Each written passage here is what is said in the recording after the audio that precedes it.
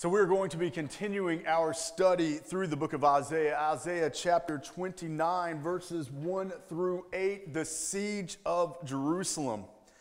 Now, before we can dive into those verses, we must do what we always do, back up, discuss what we talked about last week so that we keep everything in its proper context. And last week, we made our way through Isaiah chapter 28, verses 21 through 29. And in those verses, Isaiah is still prophesying to the northern kingdom of Israel. And what is he saying to them? He's telling them that God's wrath is coming for them, and it's coming for them because they have rejected the promise of God. And then what was that promise that God gave the northern kingdom? That he was going to be their provider and their protector. But what did the northern kingdom end up doing? Did they hold to that promise? No. No, instead, they started relying upon the foreign lands surrounding them. Not only did they start relying upon the foreign land, but also the foreign false gods in those lands, rejecting the promise from God. And this started at the top. The northern kingdom, their leaders were denying the commands of God. They weren't holding to the promise of God, but it wasn't just the leaders. It was also the religious leaders. For the priests were no longer preaching the word of God, but they too were preaching of the false gods from the foreign lands. And it's absolutely amazing when you think about it. You think about everything that God has done for his people. And here they are in the kingdom that God has provided for them, with all the provisions that God has provided for them, and man turns from him. The sheer arrogance alone of them thinking that they can do this on their own, that their mind is superior to that of God's.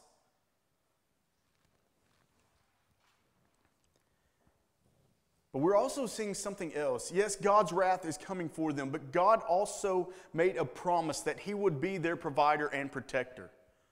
So even though his wrath is coming, there is going to be a remnant from that northern kingdom. He even lets the people know in the northern kingdom that the wrath is coming. But for those who cry out to him, for those who believe what the prophet is saying, then he is going to rescue them from his wrath. But that wrath must come because it's going to act in the form of discipline to the remnant. For God is going to break them first so that they fall to their knees and they cry out to him. But sadly, Isaiah, as he's announcing all this by way of this prophecy, he's having false prophets come in behind him. And the false prophets are teaching, look, God has protected you all before. He's going to do it again. But that's not what God has shown Isaiah. No, this time his wrath is coming because they have rejected him time and time and time again. From the leaders to the religious leaders. They're not leading the people in the commands of God. They're leading the people away from the commands of God. And God will tolerate that for a time. But his wrath is coming. And it's coming for his own.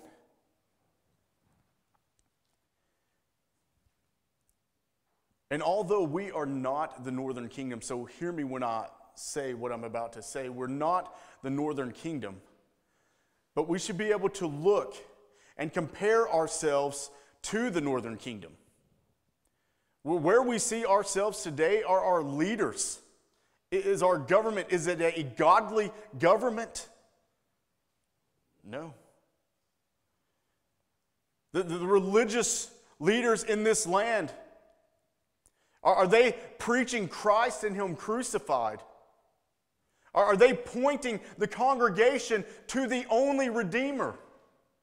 Or are they too preaching false gods, which is anything and anyone outside of Christ and Him alone.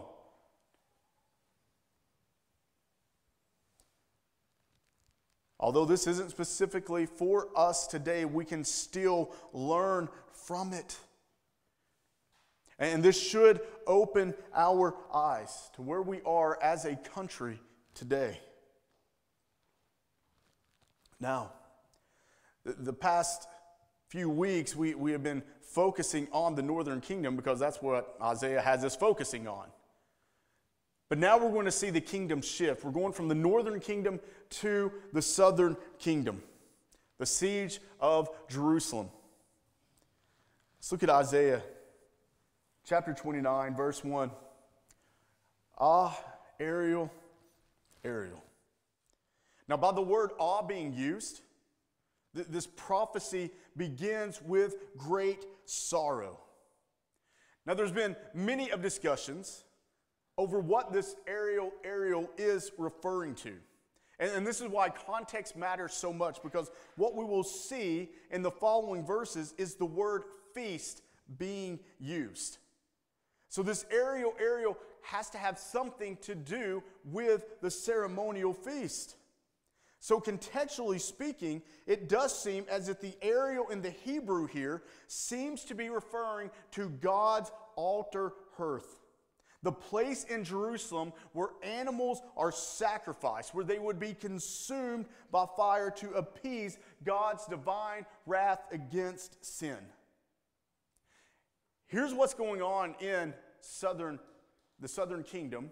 Here's what's taking place in Jerusalem. Even by way of the southern folks, when they are sacrificing their animals, they're not doing it for God. They have turned it into nothing more than just a sheer ritual. They're doing it out of habit. It's almost as if the arrogance is just pouring from them. We're going to sacrifice our animals because this is what we've always done. But we truly don't see it in which a way that we are praising God. We're just doing it out of sheer habit. They were just going through the motions. And to just go through the motions, do you know what you're doing? You are mocking God. So yes, they are sacrificing the animals. They are burning the animals, but it's not to please God. It's just doing what they've always done.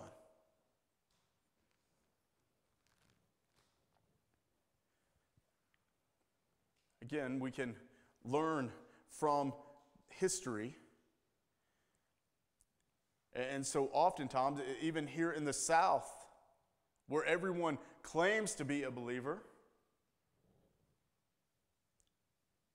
why are they going to church? Why are you in here on Sundays? Why are you in here on Wednesday nights? Is it because it's just what you've always done? It's your new ritual, so here it is? Or are you here for the truth? To learn from the inerrant and infallible Word? Continuing, it says the city where David encamped. So the very place, this being Jerusalem, is yes, that is where David encamped. And this was a form of pride to God's people. For the folks, the Judahites in the southern kingdom, they believed that just because David was here, just because they have David's blood flowing through their body, through their veins, that they are okay with God. That they can continue worshiping in this nonchalant style because they have David's blood. So surely if they have David's blood flowing through their veins, then they're good with God. It doesn't matter what they hold to, what they believe, or how they worship. Their ancestor's David. See, they believed that just because they were associated with David, and God recognized them as being righteous. But when it comes to one being righteous, when it comes to one's salvation, God doesn't care who you are related to. It's only if your faith is in Him. And for the Old Testament saints, if their faith was in God, do you know what else they believed? That the Redeemer was coming, because that's what God the Father had promised them.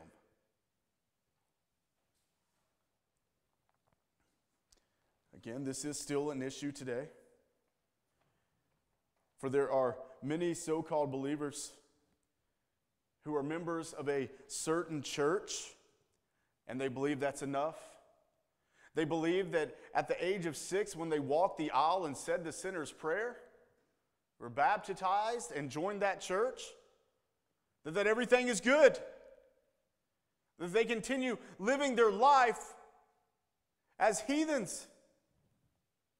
As if the Word of God doesn't matter because they asked Jesus into their heart. For this was the same issue with the Israelites then, the Judahites then. That they believed that because the blood of David was flowing through their veins, because he lived in the certain region and where they are now, that everything is good. That it doesn't matter the fruits that come from them.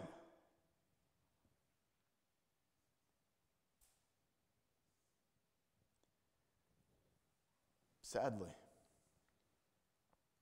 for the southern kingdom, God's wrath was coming for them as well. Even goes on to say, add year to year, let the feast run their round. So yeah, the southern kingdom, they continued participating in the feast as God had commanded, but not for the right reasons, not to glorify God, but as a ritual, out of a habit, out of a performance. But God finds no pleasure in one's performance, in their little rituals. For if your faith is not in Him, then it doesn't matter how often you participate in that ritual.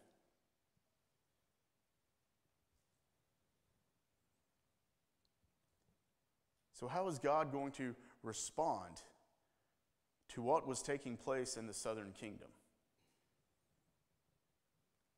Look at the next verse 2. Yet I will distress Ariel, and there shall be moaning and lamentation, and she shall be to me like an Ariel. He's telling the southern kingdom by way of Isaiah that you're not going to get away with mocking God. Here you are going on with the sacrifices and the feast, but it's not glorifying to Him because you don't care. You're doing it as if to say, well, we know we have to do this, God, so here you go. We're going to go through the motions, but our heart's not in it. The southern kingdom is pretty much looking to God and saying, you should just be happy we're doing this to begin with. But man is not going to mock God. God is going to bring distress on Jerusalem, the very place where David camped. And He's going to do it by bringing up a powerful foreign army, that being the Assyrians. What Isaiah is telling them is, you mock Him now, O Jerusalem, but His ferocity is coming, and is coming by an army that is going to bust down your gate.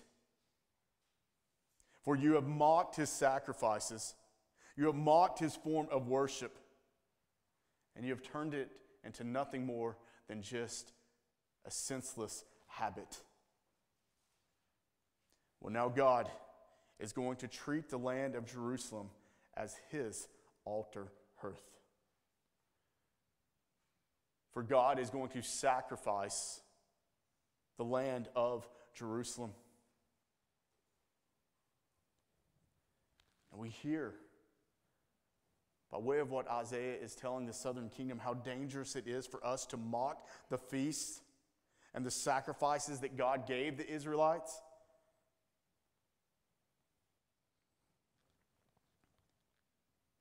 And we think about this, or we need to think about this today. Here God has commanded the Old Testament saints to take this sacrifice, to grasp it, to understand it, to see the foreshadowing of Christ who is to come. But for the Christian church today, how do we treat the sacrifice of Christ? Is it our faith in Him alone? Or do we mock God by not pointing to the cross and what Christ did while He was hanging on that cross? How do we treat the perfect, almighty sacrifice? Is it just a ritual to us now? Did we say that we believe it? If we say we believe it, what is the rest of our life? What does it look like? Do we see the Word as inerrant, as infallible, as the ultimate truth? That's the decider of all things.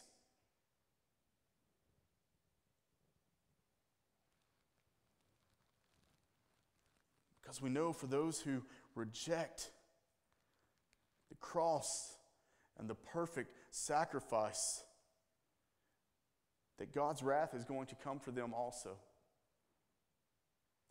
in the form of eternal darkness. Look at verse 3. Just picture Isaiah laying out this prophecy to the southern kingdom. And I will encamp against you all around, and will besiege you with towers, and I will raise siege works against you. Now, if you remember in the earlier verses, the Israelites believed that they had some kind of special favor with God because of the blood that flowed through their veins. They believed that they had some special favor with God because they're living in the realm and where David camped.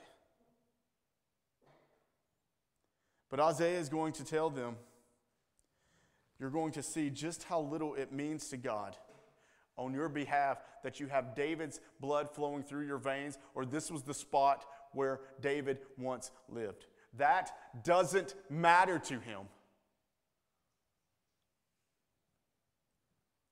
And it must have been not yet, but when the Judahites thought back to this prophecy, and they hear the words of Isaiah saying that God is going to surround you. How terrifying that must have been when they finally realized that the Assyrian army was going to surround them. They were going to have them locked in. And this was God bringing up the Assyrians. There was no way for the Judahites to escape. They were stuck. His wrath was closing in on them.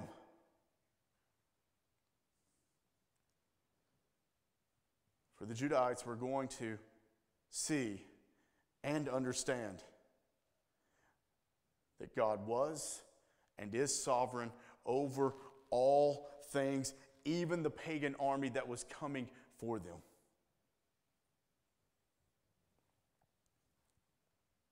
There was no barrier that was going to keep the Assyrians from getting inside Jerusalem. Jerusalem could have had the thickest and the highest of walls. But that doesn't matter when you're talking about the almighty power of God. Now, the Assyrians will be known for their brilliant military tactics. And one of those tactics was they would actually have a rolling tower. So they would roll this tower up to the wall. There would be the Assyrian warriors on top, and then down at the bottom of the tower would be a battering ram. So while the Assyrians on top of the tower, they could scale the walls of Jerusalem, while down below they were being crushed in. And this was the power of God through the Assyrians that was going to bust down that wall. Look at verse 4. Isaiah continuing, and he says, "And you will be brought low. From the earth you shall speak, and from the dust your speech will be bowed down. Your voice shall come from the ground like the voice of a ghost, and from the dust your speech shall whisper." The southern kingdom was full of pride. They believed that their ways were better than God's. They believed that the false gods that they were holding on to were far superior to the one and only living God. For they have taken the feasts and the ceremonies of God and have made them into a mockery. But that is only going to last for a period of time. For they would even look to the foreign lands for protection. But God was going to show them that no false god, nor the foreign powers, could stand against him. God was going to force the southern kingdom to set their eyes upon him as his wrath fell upon them. We see in this verse, Isaiah is explaining how their mocking, prideful voice will be silenced. And it's in these next few verses we read that God's not going to leave them without hope once again. Look at verse 5. "But the multitude of your foreign foes shall be like small dust, and the multitude of the ruthless like passing chaff. And in an instant, suddenly," Isaiah is telling them that his justice is coming. But for those who look upon God, they will be redeemed. Do you notice what God does time and time again? It's this warning. Here's what's going to happen to you. My wrath is coming. But for those who cry out to me, for those whose faith is placed in me, I will rescue you. Do you deserve it? No. For you too took part in mocking me by way of the feast and the ceremonies. But you see the grace and mercy of God. You cry out to me, and I will rescue you. For the remnant, once his wrath begins to fall, they will realize just how foolish they were to think that the foreign land of Egypt could protect them against God. Well, what did God do to Egypt? God rescued his own from Egypt. And then by the plagues, he crushed all the false gods of Egypt. And then he took the most powerful army on the land, that being the Egyptians, and he split the sea and brought the water down upon them, crushing them once and for all. And yet, who did they turn to? The very one that God freed them from. And I don't know if you can picture this, but here, once the Assyrians start closing in upon them, they're seeing the great wall of Jerusalem fall.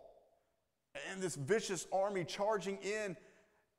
Some of them would have to be thinking, man, how stupid are we?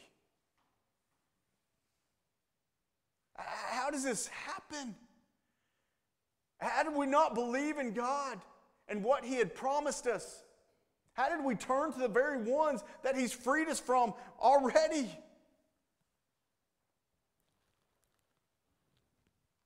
Man, can we just sit back and all agree how stupid, prideful, and arrogant man can be? I mean, can we just all agree upon that? Can we accept that? Can we receive that?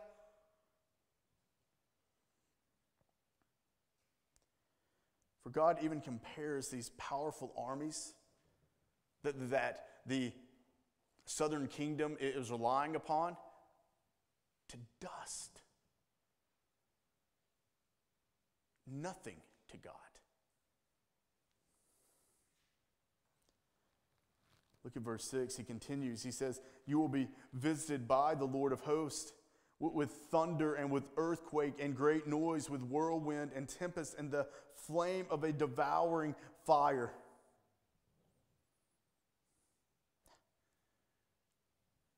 So, O southern kingdom, how you have mocked the one and only God.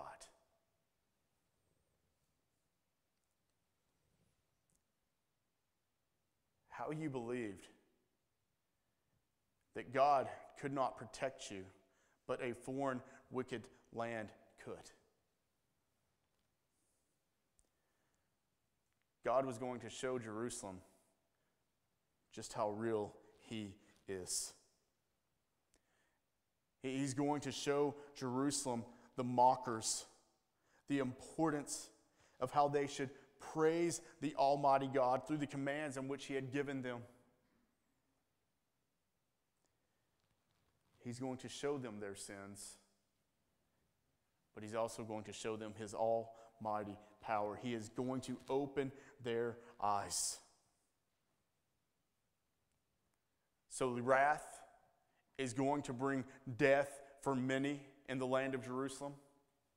But His wrath is also going to bring discipline to the remnant. To bring them to their knees, to open their eyes so that they can cry out to the Holy of Holies, forgive us for what we have done.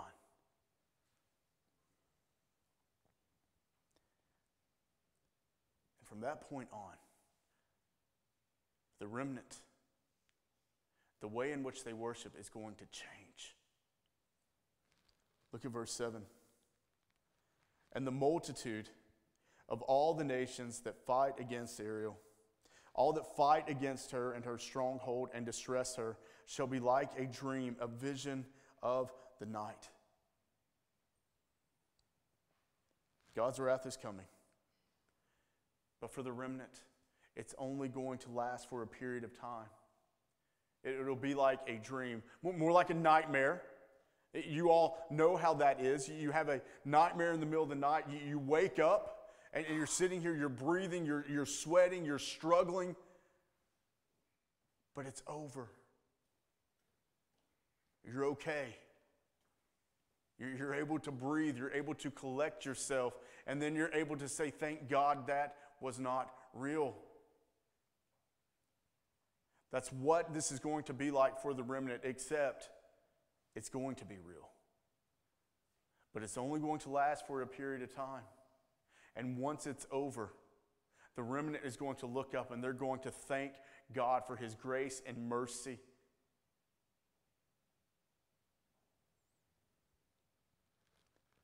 Verse 8. As when a hungry man dreams, and behold, he is eating, and awakes with his hunger not satisfied. Or as when a thirsty man dreams, and behold, he is drinking, and awakes faint with his thirst not quenched. So shall the multitude of all the nations be that fight against Mount Zion. So it's continuing with the illustration of the dream. Isaiah is telling them, the remnant, that it's only through God's grace and mercy that He has brought them through His wrath to discipline them.